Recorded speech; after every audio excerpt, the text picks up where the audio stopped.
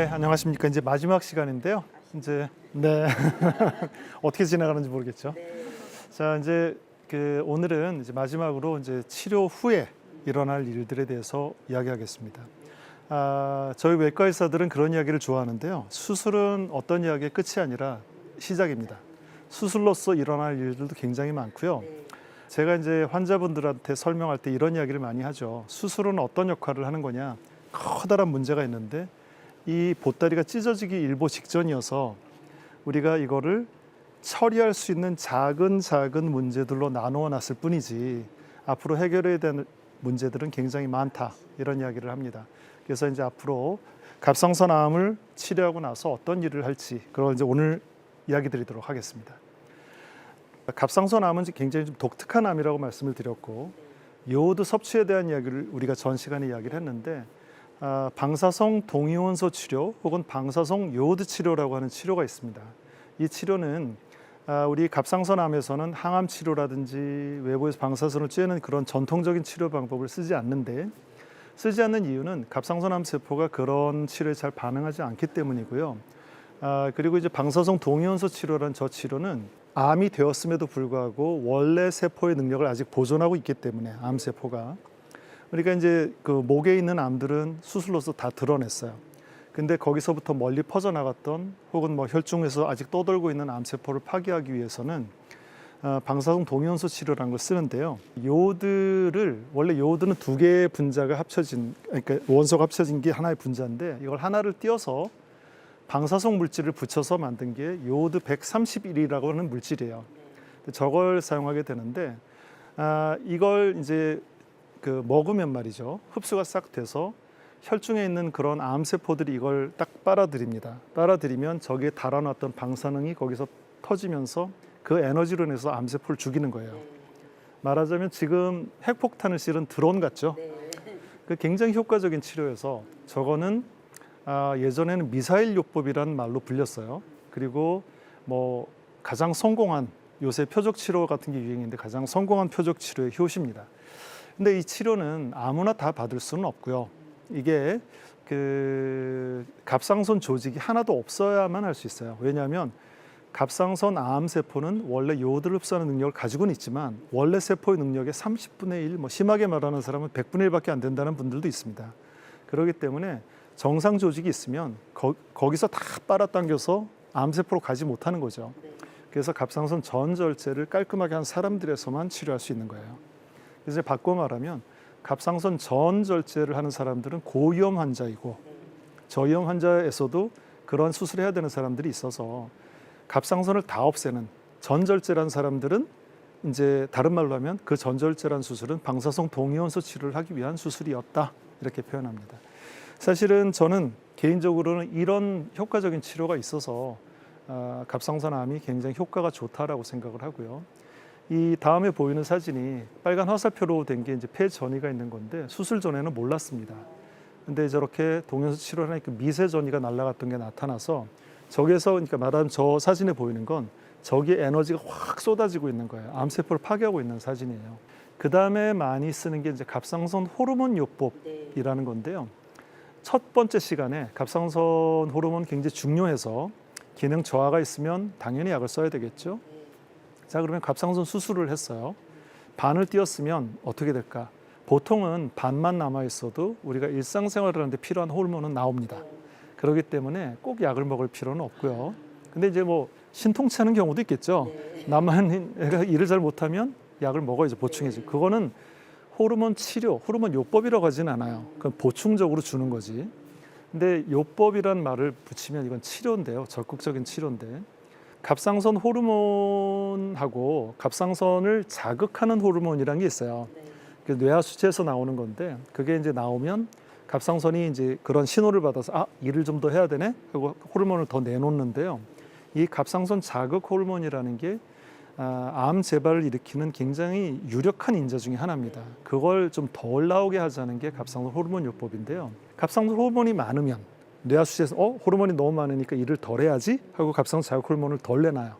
그걸 이용해서 약간 기능 항진을 만들어서 유지하는 겁니다. 그래서 저 갑상선 호르몬 요법이라고 하는 건 재발이나 전이를 억압하기 위한 적극적인 치료예요. 그래서 이제 저런 건 주로 고위험군에 있는 사람들이 먹게 되는데 평생 먹습니다. 이렇게 뭐 어느 정도 먹다가 끊는 건 아니고요. 이제 여성 호르몬 같은 경우는 제가 학생 때 배울 때는 유방암 수술하고 2년 동안 쓰라 그랬어요. 학생이 끝나기 전에 3년으로 늘더니 제가 레전트 하니까 5년이 됐었어요. 7년이 됐다가 요새 몇 년이 되는지 모르겠는데 그거는 뭐냐면 오래 그런 약을 쓸수록 좋다는 거죠. 갑상 호르몬 요법은 평생 씁니다. 쓰든지 안 쓰든지 예를 들어 뭐 한 5년쯤 쓰다 이제 그만 쓰세요. 그건 잘못된 거죠. 애초에 먹지 말았어야 하거나 아니면 계속 먹어야 되는데 판단을 잘못한 걸 수 있어요. 제가 말을 오늘은 좀 세게 하겠습니다. 그때 너무 연하게 한 듯해서. 그래서 저 치료는 이제 목표치가 다 다르기 때문에 무조건 높다고 되는 건 아니고 적절한 치료를 해서 우리가 적극적으로 방어하자는 치료입니다. 근데 호르몬 저 자체가 암세포를 죽이는 건 아니에요. 그건 꼭 기억하셔야 됩니다. 그냥 억압해주는 치료다. 자, 그러면 이렇게 열심히 했는데도 재발할 수가 있습니다. 갑상선암은 재발이 제일 큰 문제인데 재발을 하게 되면 사람들이 다 절망하죠. 그러니까 암인데 재발까지 했어.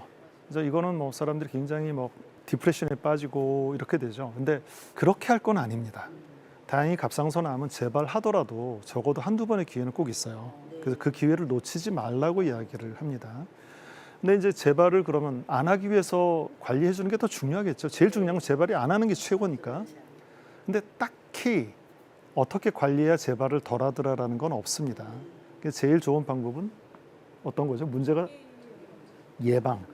그러니까 초기에 확실하게 하는 거예요. 초기에 확실하게 치료를 해서 예방이 제일 중요합니다. 일이 안 생기도록. 근데 이제 환자들이 왜 이렇게 오래 사느냐? 생활 습관을 확 뜯어 고친다 그랬죠. 이제 상식선에 맞게 자기 건강을 관리해 주라는 이야기는 꼭 해요. 그러면 몸이 건강할수록 이제 이런 방어 능력도 뛰어나기 때문에 그게 암 재발을 억압하기 위한 방식이 아니어도 건강을 유지하는 데 훨씬 도움이 된다. 이렇게 말씀드리고 싶습니다. 자, 전이. 자, 그러면 재발도 부족해서 전이까지 생겼어요. 어떻게 해야 돼요? 그러니까 뭐 굉장히 뭐 암울하죠. 자, 근데 이제 갑상선암이 전이가 제일 잘 일어나는 조직이 폐입니다. 근데 이제 물론 임파선 전이를 그건 국소 전이라 그래서 조금 다르게 생각하는데 전신 전이를 많이 일으키는 데는 폐고요. 그다음 간이고 뼈고 뭐 뇌 이런 식으로 가는데 전이가 발생할 확률은 높지는 않지만 전이가 발생하면 이제 골치 아프죠. 사실은 열심히 치료해야 됩니다. 그래서 방사성 동위원소 치료가 폐 전이가 좀 더 많은데 폐 전이 참 잘 들어요. 그래서 오히려 다른 암들의 전이가 치명적인 반면에 갑상선암은 조금 더 유리한 점이 있다. 그리고 예를 들어 국소적으로 이렇게 뼈에 조금 전이가 되는데 여기 조금만 있다. 그럼 떼어낼 수 있는 부분은 뼈도 떼어냅니다. 적극적으로 떼어냅니다. 그래서 떼어내서 최대한 볼륨을 줄이고 다시 방사성 동위원소 치료를 하고 이런 방식으로 하니까 적극적인 치료가 있으니까 절대로 실망할 필요 없고 절대로 포기해서는 안 되는 겁니다. 근데 물론 이제 어떤 부분에 재발했거나 임파선 전이가 일어났을 때 수술이 불가능하다라는 판정을 받을 수가 있겠죠. 근데 수술이 불가능하다라고 하는 어떤 절대적인 기준은 없어요. 이게 얼마나 경험이 많으냐? 저만 해도 10년 전에는 불가능했던 수술을 지금은 합니다. 그 정도로 기술이 발전하고 있고요. 경험이 늘어나면서 가능성은 언제나 있습니다. 실망하시면 안 됩니다. 그 전 시간에도 제가 언급을 한 것 같습니다. 재발을 하면 할수록 점점 더 힘든 암으로 변하고 더 공격적으로 암이 변한다고 들었다. 맞습니다. 그 예전에 아주 오래된 논문인데 한 번 재발을 할수록 그 암세포군에 변이가 일어나서 한 25%는 좀 그 변이가 심한 암들로 바뀌어 나가더라. 분화도가 나빠지더라. 그래서 25%는 4분의 1이니까 엄청나게 큰 볼륨이 변한 거죠. 자, 그래서 그런 말은 정확하게 맞습니다. 그래서 재발을 했다. 그러면 그 재발한 것에 포커스를 맞춰서 확실한 방법을 또 동원해서 치료를 해야지 어정쩡하게 대처하면 안 됩니다. 재발을 한번 하면 처음 초기암보다 훨씬 더 이렇게 침투 능력이 좋아서 주변 조직을 더 많이 침투하고 더 많이 이제 힘든 상황을 연출하게 되는 거죠. 자, 그래서 이제 분화도가 나빠진다고 하니까 다시 이제 미분암이라고, 그럼 분화도가 나빠졌어요. 그럼 저보고 지금 미분암이란 말이에요? 라는 질문을 많이 합니다. 미분암은 치명적인 암이라면서요 라고까지 다 하는 거예요 요새. 참 치명적인 암이죠. 그리고 미분암까지 가는 길이 좀 멀어요. 저분암이란 단계도 있고 하기 때문에 무조건 그렇게 생각할 건 없고요. 여담을 하나 이야기를 하면 과거의 예술작품, 뭐 연극이나 영화나 이런 데서 가장 많이 죽는 사망의 원인이 이게 변에 나오거든요. 그런데 잘 아시는 그 라보엠의 주인공 미미가 뭐로 죽죠? 결핵으로 죽습니다. 옛날엔 결핵이 치명적인 병이었어요. 그리고 제가 어릴 때 좋아했던 선라이즈 선셋이라는 되게 막 이렇게 막 가슴 아픈 영화가 있었는데 그건 이제 고륙종이라는 암으로 죽었고요. 시간이 지나면서 백혈병 같은 혈액암으로 많이 죽고 뭐 위암, 뭐 폐암, 췌장암도 있고요. 근데 미분암이 최근에 보면 드라마에서 가끔 등장해요. 사망 원인으로. 그래서 제가 역시 이게 암도 늘어났고 이런 인식도 많이 확대되고 있구나 이렇게 좀 생각을 했었었죠. 그래서 그 정도로 등장할 정도로 치명적인 암의 한 가지다. 그러나 이제 요새는 세월이 많이 좋아졌습니다. 옛날에는 제가 말씀드렸던 대로 진단일로부터 평균 생존 기간이 6개월밖에 안 됐으나 요새는 많은 치료 방법들이 개발되고 저희 병원에서도 이제 특히 미분암은 전 세계적으로 우리 병원이 가장 많은데 100% 낫게 한다는 말을 못하지만 적어도 6개월 만에 돌아가시기 방치하지는 않습니다. 굉장히 오랜 기간 동안 잘 싸워온 분들, 실제로 나은 분들도 있긴 있거든요.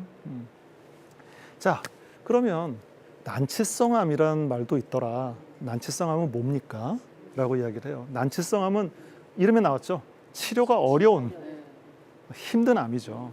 근데 이제 정의는 이렇습니다.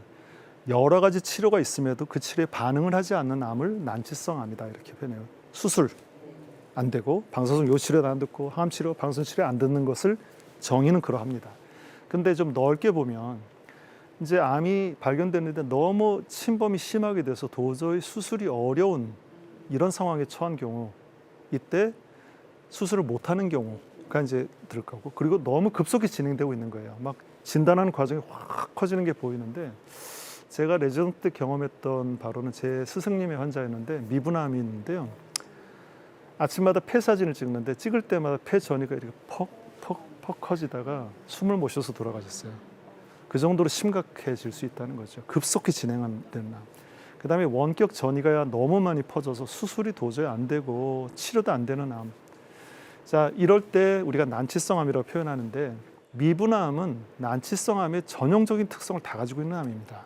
그래서 미분암도 포함시키는 게 맞다고 저는 생각하고 그리고 저분암, 중간에 이제 분암에서 분화도가 나빠진 저분암 일부는 미분암 쪽에 좀 더 가까워서 얘네들도 난치성암이 될 수가 있다는 거죠. 이런 말을 한참 하고 있으면 사람들이 막 거북이암이라고 들어보셨어요? 착한 암은? 들어보셨죠? 자, 그럼 아니 세상에서 갑상선암 착한 암이라고 그러고 거북이암이라고 하던데 이건 도대체 무슨 소리야? 라고 하는 거죠. 저희 스승님은 이제 박정수 교수님은 한국의 갑상선학하고 내분비외과학을 세운 그 선구자입니다. 뭐 정말 전 세계적으로 가장 뛰어난 서전이시죠.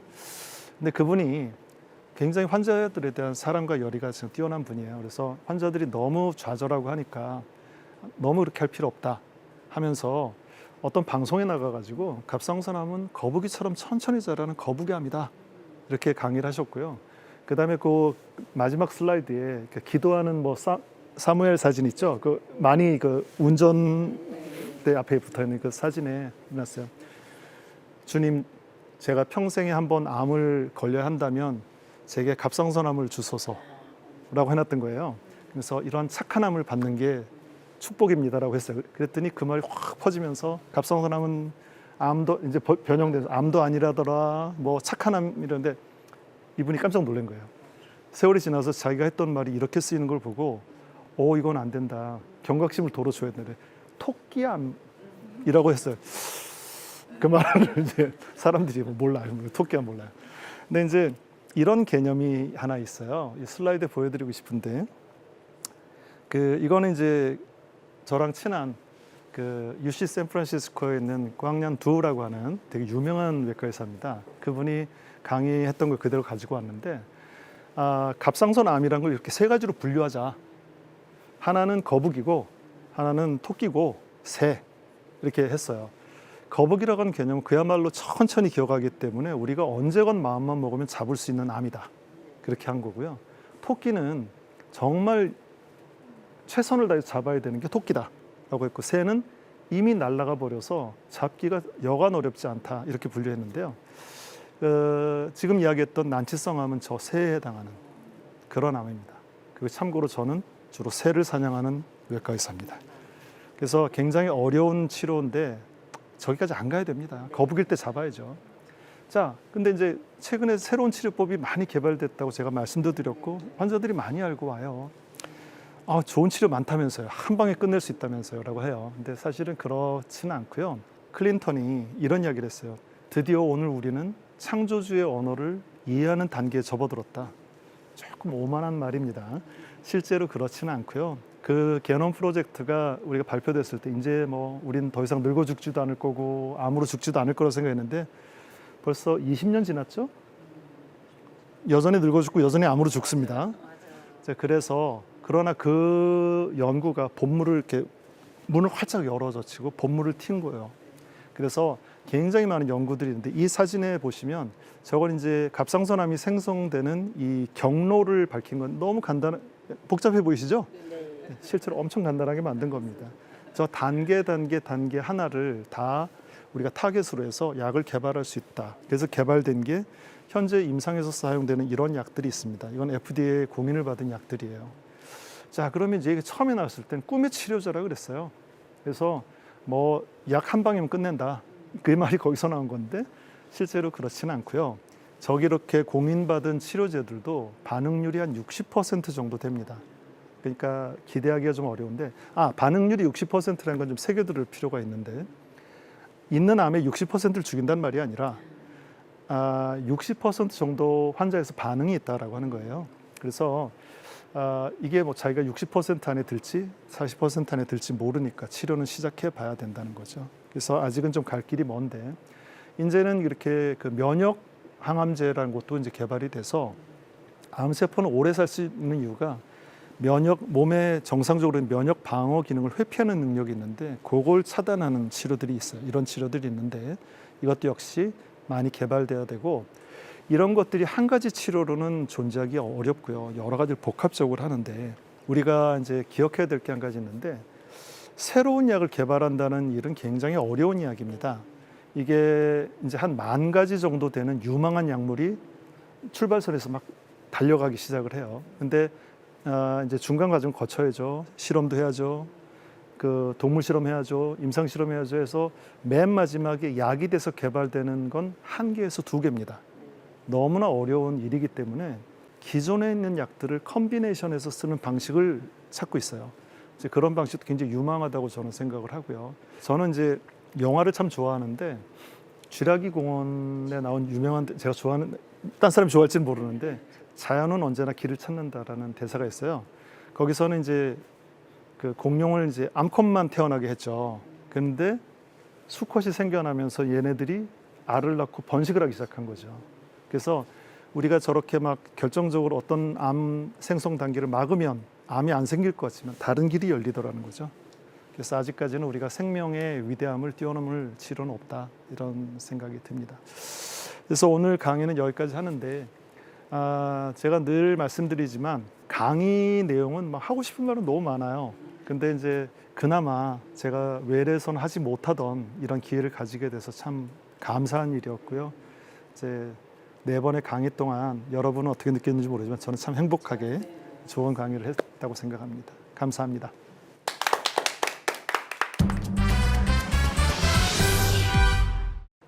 교수님 오늘도 강연 정말 잘 들었습니다. 감사합니다. 네, 환자분들께서 그동안 궁금했던 질문 또 가장 중요한 질문들을 뽑아서 이렇게 오늘 강연해 주셨는데요. 반면에 시청자분들께서 잘못 알고 있는 그런 점이 있을까요? 실제로 이렇게 우리가 많이 알고 있는 건강식품들은 뭐 생산하는 분들에겐 죄송하지만 정말 필요한 약들은 많지 않다. 그리고 약이 아니다라는 걸 기억하시면 좋겠고요. 네.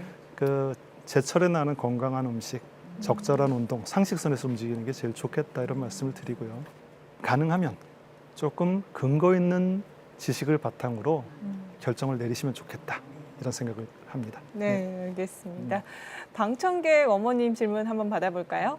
갑상선 건강을 어떻게 노력을 해야 하며 또 질병 예방을 위해선 어떤 주의가 필요할지 좀 알려주세요. 정말 죄송하지만 답이 없어요.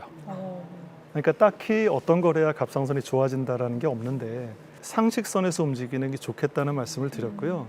문제가 없으면 갑상선은 그러니까 예를 들어 암이 생기거나 뭐 기능 저하가 생기거나 이런 기능 항진이 생기거나 이런 문제가 발생하지만 않으면 평생 그냥 둬도 됩니다. 특별히 손을 안 대도 됩니다. 그런데 그런 문제가 생긴 분들도 내버려 두면 안 되겠죠. 그래서 혹시나 문제가 생길까 그 검사를 해보는 게 좋겠고요. 너무 자주 할 필요도 없고요. 그래서 그거는 이제 그런 문제들이 있으면 옆집 엄마 말고 전문가랑 이야기를 좀 나누시면 좋겠습니다. 네. 이런 경험이 있으신 분들은 오늘 교수님의 말씀 꼭 기억해 주시면 좋을 것 같습니다. 마지막으로 갑상선 암이나 갑상선 이 질환 환자들에게 하고 싶은 말씀이 있으실까요? 네네. 저는 이제 어떤 강의를 하든지 맨 마지막 슬라이드가 하나 있어요. 그게 뭐냐면 호미로 막을 것은 호미로 막자. 그러니까 호미로 막을 수 있을 때 안 막으면 나중에 불도저로도 못 막는 일이 그런 불행한 일이 생깁니다라고 이야기를 하는데요. 뭐 이제 저는 갑상선암을 다루는 의사이기 때문에 약간 아전인수적인 해석을 할 수도 있지만 저는 더더욱이 심하고 난치성인 환자들을 많이 보다 보니 그런 안타까운 일이 생기기 전에 미연에 방지하자는 말씀을 꼭 드리고요. 하여튼 늘 건강하시고 이제 행복하게 사는 게 제일 중요하다 이런 생각을 합니다. 네.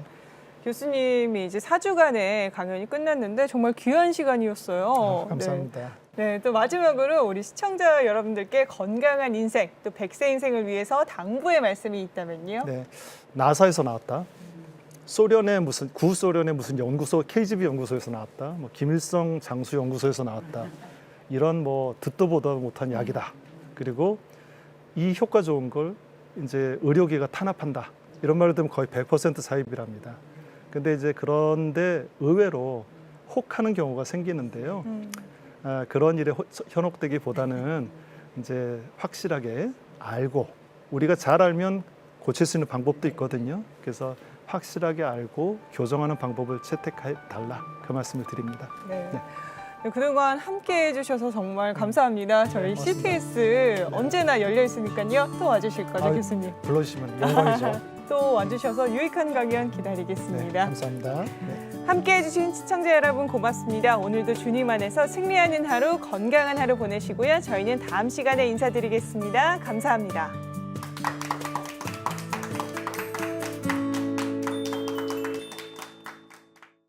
이 프로그램은 여러분의 미디어 선교 후원으로 제작되었습니다. 선교는 사명, 후원은 동역. 당신도 복음을 전할 수 있습니다. 선교 후원 02-6333-1003번